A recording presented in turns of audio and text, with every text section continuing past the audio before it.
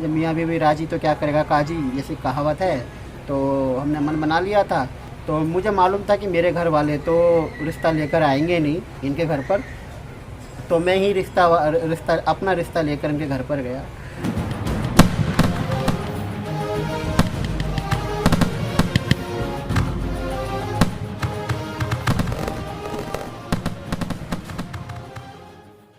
Hello friends, I hope आप सब ठीक होंगे।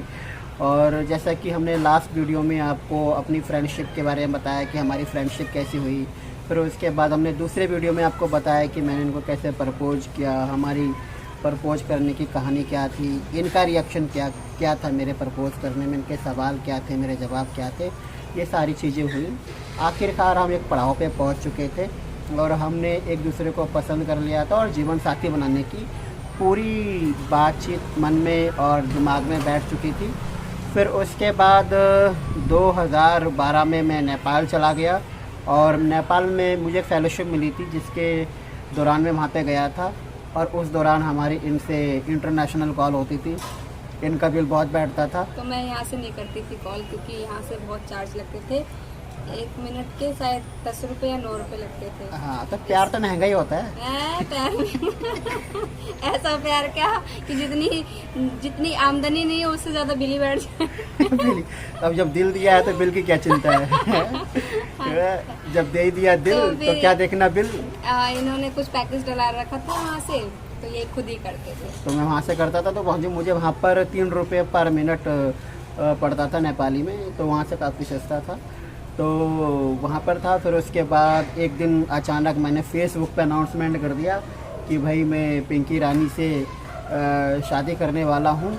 और इनकी फ्रेंड इनको मुबारकबाद दे रही थी। आप बता दो कैसे मुबारकबाद दे रही थी। एक्चुअली हमारी जब ये नेपाल चले गए तो नेपाल से हमारी बातचीत होने लगी बहुत, मैसेज पे, कॉल्स पे। तो फिर अब मुझे नहीं मालूम था कि एकदम से ऐलान कर देंगे फेसबुक पे कि हाँ मैं पिंकी से अंतरजातीय विवाह करने जा रहा हूँ, इस तरह का। मैंने फेसबुक देखा नहीं था उस समय।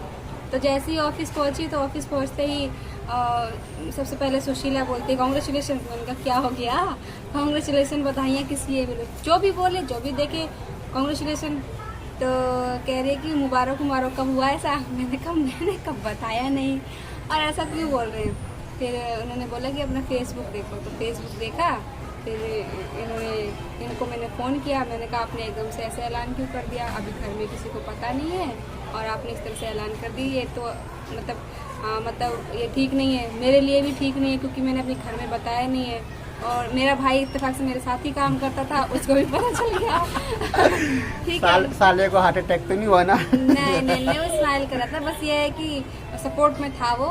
तो फिर भैया, मतलब ऑफिस के लोग और ऑफिस के कलीग्स सब लोग छेड़ने लगे मेरे भाई को। फिर यार रणधीर तुम शादी कब कर रहे हो, पिंकी ने शादी कर ली है, मतलब करने की तैयारी कर रही है, तो तुम कब करोगे। तो रणधीर कुछ बोलता नहीं था। फिर सपोर्ट में खाली जब इतनी जल्दबाजी हुई कि पता ही नहीं चला कि शादी की इतनी डेट इतनी जल्दी हो रही है। क्योंकि प्रॉब्लम्स ये आ रही थी कि अगर हम शादी नहीं करते तो फैमिली, मतलब रवि की फैमिली एग्री नहीं हो रही थी, बहुत मुश्किल से। उससे ये तो शादी तक पहुंच गई डायरेक्ट, है ना। सीक्वेंस में बता नहीं रही है, भावनाओं में बही जा रही है। तो मैरिज एनिवर्सरी है ना आज, इसलिए हुआ क्या कि अब जब मैंने अनाउंसमेंट कर दिया फेसबुक पर, फिर उसके बाद मैं नेपाल से वापस आया। तो वापस आने के बाद मैंने सबसे पहले पिंकी को फ़ोन किया और पहली फुर्सत में सबसे पहले मैं इनके घर आया और इनको मैंने मेंटली प्रिपेयर किया। ये भी मेंटली प्रिपेयर हुई क्योंकि हम अनाउंसमेंट कर चुका था, सब कुछ तैयार था। जब मियाँ बीवी राजी तो क्या करेगा काजी, जैसी कहावत है। तो हमने मन बना लिया था। तो मुझे मालूम था कि मेरे घर वाले तो रिश्ता लेकर आएंगे नहीं इनके घर पर, तो मैं ही अपना रिश्ता लेकर इनके घर पर गया। तो इनके पापा को देखा, पहली नज़र में इनके पापा मुझे अमरीश पुरी टाइप के लगे, बड़ी बड़ी आँखें और जाट भाषा। मैं कंफ्यूज था, बंदा बिहारी है बोल जाट रहा है ना। तो मेरे को बड़े कन्फ्यूजन में था। मैंने बोला यार फैमिली बिहारी है और ये बोल जाट भाषा रहे। मैं बड़े कन्फ्यूजन में था। तो धीरे धीरे जैसे वो बात करते गए तो मैं उनके साथ कंफर्टेबल होता गया, है ना। तो काफ़ी अच्छी उनसे बातचीत हुई, काफ़ी रात हो गई थी बात करते करते। तो उनके फादर ने पूछा भाई आप पिंकी को पसंद करते हो, ये अच्छी बात है, लेकिन ये बताओ आप दहेज में क्या लोगे, है ना। तो जैसे ही दहेज वाली बात आई तो मैंने बोला मुझे तो दहेज में कुछ नहीं चाहिए, मैं दहेज का विरोधी हूँ और ये दहेज जैसी चीज़ें होनी भी नहीं चाहिए, ना लेना चाहिए नहीं देना चाहिए।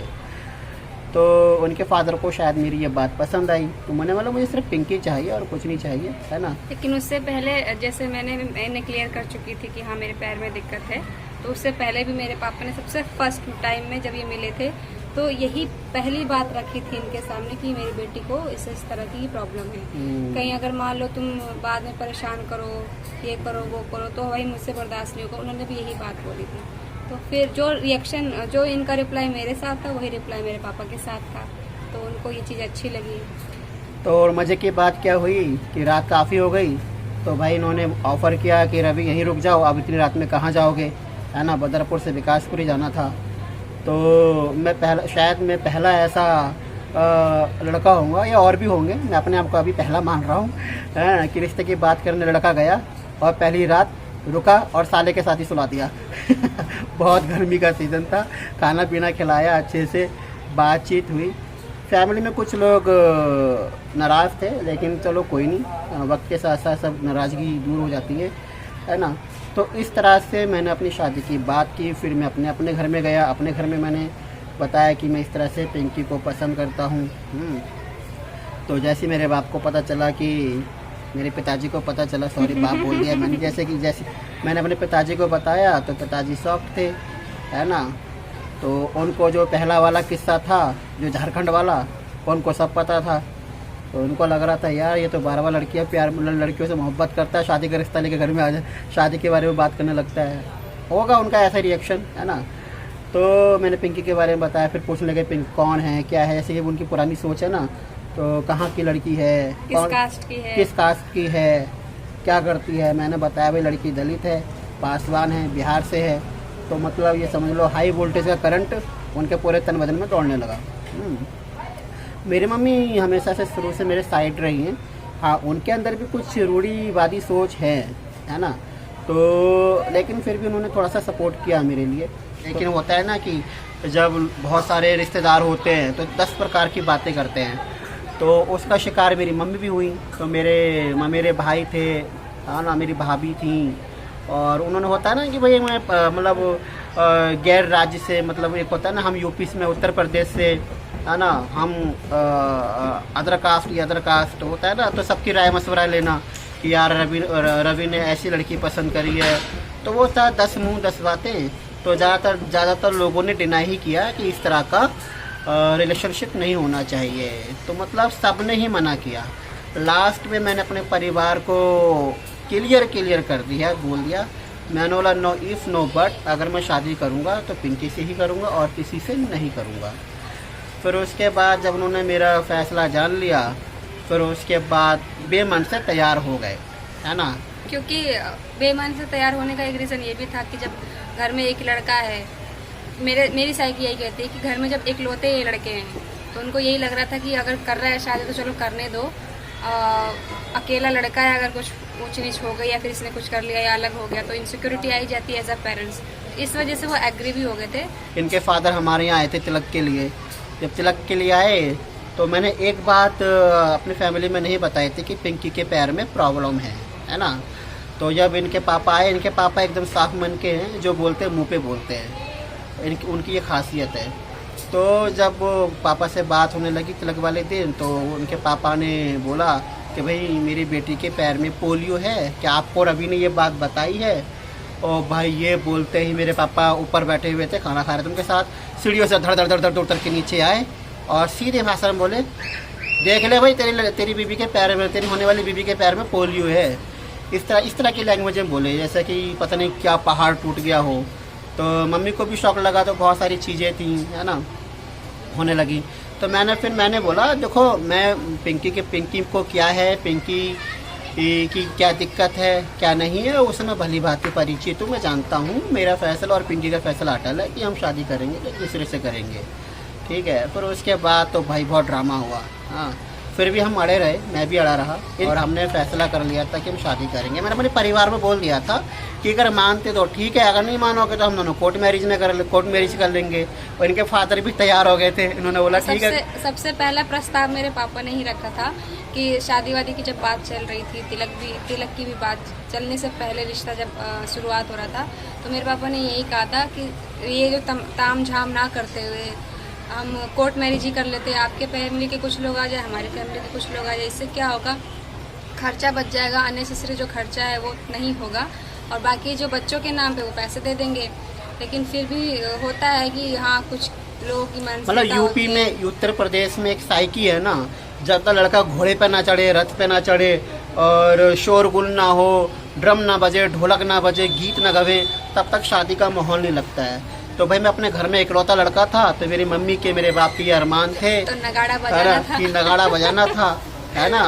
तो फिर इस पॉइंट पे मैं उनके तैयार हो गया। वैसे मन तो मेरा कोर्ट मैरिज करने का था। फिर उसके बाद तो मैंने बोला चलो ठीक है, इनकी भी इच्छा रख लेते हैं। फिर उसके बाद तैयार हो गए शादी में। तो हमारी शादी की डेट फिक्स हुई 15 जुलाई, और 15 जुलाई को इनके परिवार ने तैयारी कर रखी थी। इन्होंने हमें टाइम दिया था 12 बजे का। मैंने दिन की शादी रखी थी ताकि भाई शहर का माहौल था, रात में कहाँ किधर निकल जाए, गुम जाए, क्या हो क्या नहीं हो। तो और सारे गांव के लोग थे, तो इसी को ध्यान में रखते हुए हमने दिन का टाइम डिसाइड किया था। और 15 जुलाई को 12 बजे पहुँचना था। हम यहाँ 3:30 बजे पहुँचे। और वहाँ पर भी क्या था भाई, रिश्तेदार जितने भी हैं सब अपने अपने मस्ती में थे। वो तो मैं गुस्सा हुआ शादी वाले दिन, है ना, तब जाके थोड़ा टाइम, हम 3 बजे पहुँच पाए, नहीं तो रात में भी नहीं पहुँचते। जैसे कि शादी में होता ना, टाइम देना है कुछ और पहुँच रहे कुछ और टाइम पर। तो पहुँचे यहाँ पर, तो यहाँ पर लोगों ने डांस वांस किया, काफ़ी कुछ हुआ और अच्छी तरीके से शादी हुई। पर जब विदाई वाले समय हुआ तो मैंने भाई ज़्यादातर विदाई वाली शादी में लड़कियों को रोते हुए देखा है ना। और पिंकी एक ऐसी इकलौती लड़की थी, इनके फादर रो रहे थे और ये मुस्कुरा रही थी और बोल रहे थे पापा क्यों रो रहे हो। है ना, इन्होंने बहुत मुस्कुराते हुए विदाई ली, है ना। तो सब लोग इन्हीं को देख रहे थे, अरे यार कैसी लड़की है। लेकिन ये भी अजीब है ना, बहुत अजीब लगता है कि जरूरी है कि शादी में रोना भी ना है और रो दे। और समाज वाले क्या कहते हैं, जो जितने रिश्तेदार थे, कैसी लड़की है कि रो तक नहीं रही है, विदा हो रही है, पेरेंट्स से विदा हो रही है, घर के रिश्तेदारों से विदा हो रही है, इसके इमोशंस नहीं है। भाई इमोशंस क्या रोके ही निकलते हैं, ये बाकी हंस के भी निकल सकते हैं। भाई खुशी का दिन था, है, शादी हो रही थी। हाँ, पूरी जिंदगी भर तो रोना ही है। ये वाला काट दूंगा मैं, ये वाला एडिट कर दूंगा। नहीं, अच्छा 8 साल से आप रो रहे हो मेरे साथ। है ना। तो हमारी ये जर्नी रही, तो काफ़ी हमारी शादी के ये 8 साल शानदार 8 साल रहे। और हमने बहुत उतार चढ़ाव देखे लाइफ में। इन 8 सालों में बहुत सारी दिक्कतें हुई, आर्थिक दिक्कतें हुई, कभी हम एक दूसरे को साहस देते थे। इसी प्रकार से करते करते हम कभी लड़ते थे, झगड़ते थे या डिसएग्री होते थे। हाँ। फिर क्या होता था कि लड़ते झगड़ते, फिर अपने आप से क्वेश्चन करते थे, अगर लड़ाई झगड़ा है तो पहले बैठ के बात करो, लड़ाई झगड़ा हुई कैसे। हाँ, तो मतलब कोई भी अगर हमारे में मतलब डिसएग्रीमेंट है या एग्रीमेंट है, तो हम किसी भी मुद्दे पर हम लड़ाई तक नहीं, ज़्यादातर मैं नाराज़ होता हूँ, है ना, मैं गुस्सा हो जाता हूँ। तो बाद में पिंकी कहती हैं कि आपको ही बाद में देखना रियलाइज़ होगा, और आपको रियलाइज़ जल्दी हो जाता है, तो बाद में आप खुद ही बोलोगे हाँ यार पिंकी आप सही कह रहे थे। तो फिर हम बैठ के बात करते हैं, क्वेश्चन करते हैं। तो हमारा ज़्यादातर यही होता है, और हमारे रिलेशनशिप का यही एक फार्मूला है कि हम बात करते हैं चीज़ों पर। अगर मैं गुस्सा हो जाता हूँ तो मैं अपने टाइम देता हूँ, फिर मैं पिंकी से बात करता हूँ, फिर पिंकी मुझसे सवाल करती है ना। तो इस तरह से हमारा चलता रहता है। कोई भी जो रिश्ता है, चाहे वो लाइफ पार्टनर का हो, चाहे वो पेरेंट्स का हो, अंदर ही अंदर ख्याली पुलाव बनाने से कुछ नहीं होगा। बातें बिगड़ती हैं और एक दूसरे के प्रति हमेशा नेगेटिविटी आती है, ठीक है, साइकी अपने आप बनने लगती है। इससे बेटर है कि रिश्ते को संभालने के लिए आपस में संवाद करें। कम्युनिकेशन बहुत ज़रूरी है हर रिलेशनशिप को, और लाइफ पार्टनर के बीच में कम्युनिकेशन बहुत ज़रूरी है। आज हमारा पुरुष ज़्यादातर, क्या कहेंगे उसको, पुरुषवादी सोच के लोग ज़्यादातर हैं कि हाँ भाई हस्बैंड है तो हस्बैंड जो बोलेगा वो उनको महिला को करना ही पड़ेगा। चाहे वो काम हो, चाहे वो ऑफिस वर्क हो, चाहे घर का काम हो। यहाँ तक कि अभी ये तक मैं देखती हूँ कि 1 गिलास पानी तक नहीं उठा सकते कुछ लोग। तो मतलब कुछ लोग नहीं, बहुत लोग है ना? ऐसे तादाद भी। यार तुम वो सुबह से लेके अपना काम खुद कर रही है, क्या तुम 1 गिलास पानी तक नहीं उठा सकते? इतने आप असहाय हो गए हो शारीरिक रूप से, बाकी शारीरिक रूप से सारा काम आप कर सकते हो, लेकिन 1 गिलास उठाने में आपको इतना परेशानी हो रही है। तो ये चीजें ना औरतों की भी मानूंगी, औरतों ने ये चीजें ढाल ली है अपने ऊपर ना। ये औरतों को भी संदेश देना चाहूंगी, ये चीजें आप डायलॉग करिए, ठीक है? रिश्ता बनाया है तो आप एक अकेले ने नहीं बनाया है, हस्बैंड वाइफ दोनों की शादी हुई है, दोनों की शादी हुई है, ठीक है? तो दोनों ने मिलकर बनाया, तो उस रिश्ते को कायम करने का फर्ज भी दोनों का है, अकेले का औरत का नहीं है कि वो सारा ठेका लेकर ढो रही है। बच्चे भी, पेरेंट्स भी और हस्बैंड भी, समाज का ठेका तो ऐसा फोड़ दिया है सर पे, तो कितनी टेंशन में रहती है महिलाएं। तो उसको ध्यान में रखते हुए ना ये बहुत जरूरी है, खास करके औरतों के लिए। इतना सारा बोल दिया आपने, पुरुष लोग नाराज हो जाएंगे और कुछ महिलाएं भी नाराज हो जाएंगी, कैसे बातें कर रही है ये हकीकत है, चाहे महिलाएं या पुरुष एक्सेप्ट करे या ना करे। अगर महिलाएं एक्सेप्ट करती है तो बदलाव हो सकता है, पुरुष भी एक्सेप्ट करेंगे तो बदलाव हो सकता है, क्योंकि बदलाव हमसे ही शुरू होगा। तो हमारे शादी की सालगिरह है आज, तो आज हम सेलिब्रेट करने वाले हैं। अच्छा आप ये बताओ, हमारे शादी के मेरे हिसाब से हमारे शादी के 8 साल शानदार गुजरे कि नहीं गुजरे, है ना? तो आप क्या संदेश देना चाहोगे किसको लव मैरिज के बारे में? जैसे कि मेरा मानना है पिंकी, जैसे कि बहुत लोगों का ये मिथ है कि जो लड़का लड़की अपनी मर्जी से शादी करते हैं वो बर्बाद हो जाते हैं। क्या मैं बर्बाद हो गया? नहीं, ये मिथ तो मिथ ही रहेगा, उसको तो मिथ ही बोला जाए तो सही है ना? ठीक है। एक्चुअली क्या है कि लव मैरिज हो चाहे अरेंज मैरिज हो, तो दोनों ही रिश्ते टिक सकते हैं जब वो आपस में साझेदारी, समझदारी हो, कोऑर्डिनेशन हो, संवाद हो, एक दूसरे का सम्मान हो, ठीक है? हर रिश्ते को सम्मान दोगे तभी वो रिस्पेक्ट बनेगी और रिश्ता कायम रहेगा, चाहे वो अरेंज हो चाहे लव मैरिज हो। यहाँ तक कि अगर अरेंज मैरिज की बात करें तो वो भी नहीं। पिंकी और हमारे मानना ये है सीधा कि अगर आप अपने जीवन साथी को चुन रहे हैं, है ना, उसके साथ ज़िंदगी बिताना चाहते हैं, उसके साथ टाइम एक्सपेंड करना चाहते हैं, तो वो आपका अधिकार है, जैसा कि हमारा अधिकार था। और दूसरी बात ये कि पूरे जज्बे के साथ, पूरी हिम्मत के साथ दोनों लड़का लड़की दोनों को खड़ा रहना पड़ेगा, तभी जाके आपकी रिश्ता टिकता है और शादी होती है। शादी तो हमारे लिए तो शादी सिर्फ एक शब्द है, वैसे तो हम फ्रेंड है ना पिंकी? नहीं है? हाँ बिल्कुल है। और हमारी बेटी हमारी फ्रेंड तो डबल फ्रेंड है। तो हमारी बेटी भी हमारी तरह बहुत। तो हमारी शादी को 8 साल हो गए। हमारा एक छोटा सा प्रोडक्ट है उसका नाम कुक्कू है, प्रकृति है। अभी वो मोबाइल चला रही है ना, अपनी मम्मी का मोबाइल चला रही है, तो वो अभी आना नहीं चाहती है ना? वैसे आपने देखा होगा वीडियो में। तो हम जब बाहर सेलिब्रेशन थोड़ा सा करने जाएंगे, खाना पीना हम बाहर करेंगे आज का, तो देखते हैं क्या खाएं क्या नहीं खाएं, समझ में नहीं आ रहा है ना? चलो बस यही था कि अब मैं यही चाहूँगा कि भाई आप शुभकामनाएं दीजिए, हमें शुभकामनाएं दीजिए और शुभकामनाओं के रूप में हमें सब्सक्राइब भी कीजिए। और कुछ कहना चाहोगे पिंकी? काफ़ी कुछ बोल दिया आपने। चलो थैंक यू। Bye bye.